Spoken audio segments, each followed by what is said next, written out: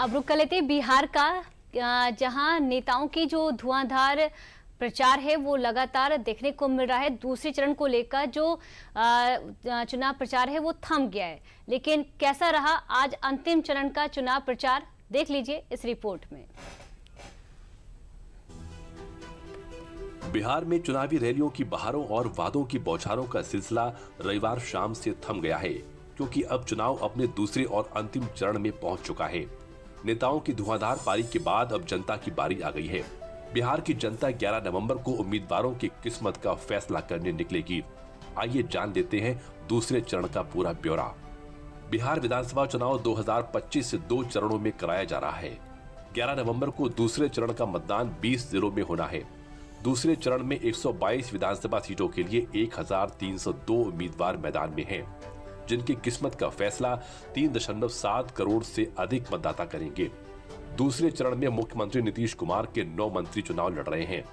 NDA गठबंधन से BJP के 53, जेडीयू के 44, एलजेपी के 15, आरएलएम के 4 और एचएएम के 6 उम्मीदवार मैदान में हैं। वहीं महागठबंधन में आरजेडी 72, कांग्रेस 37, वीआईपी 10 सीटों पर और सहयोगी दल 5 सीटों पर चुनाव लड़ रहे हैं। इस चरण में चंपारण, शिवहर, सीतामढ़ी, मधुबनी, सुपौल, अररिया, किशनगंज, पूर्णिया, कटिहार, भागलपुर, बांका, कैमूर, रोहतास, अरवल, जहानाबाद, औरंगाबाद, गया, नवादा और जमुई में वोटिंग होगी और चुनाव नतीजे 14 नवंबर को घोषित किए जाएंगे। देखिए, द्वितीय चरण के लिए प्रथम चरण से भी अधिक सशक्त तैयारी है। कॉन्स्टिट्यूएंसी की संख्या लगभग बराबर है, 121, 122। द्वितीय चरण में जो जिले हैं जहां मतदान होना है वो ज़्यादातर अंतर्राष्ट्रीय सीमा, अंतर्राज्यीय सीमा पर अवस्थित है।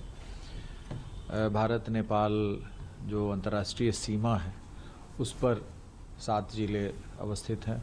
सीमा वाले कुछ एरिया पे चुनाव हो चुका है, बक्सर वगैरह में, बट बगहा, बेतिया की सीमा यूपी से लगती है, वहाँ पर चुनाव है।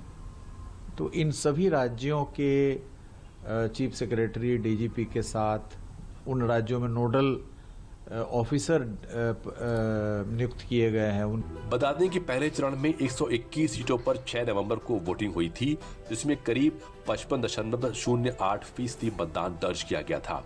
अब सभी की निगाहें 11 नवंबर को वोटिंग पर टिकी हुई हैं। चुनाव के चलते नेपाल बॉर्डर 11 नवंबर तक सील कर दिया गया है।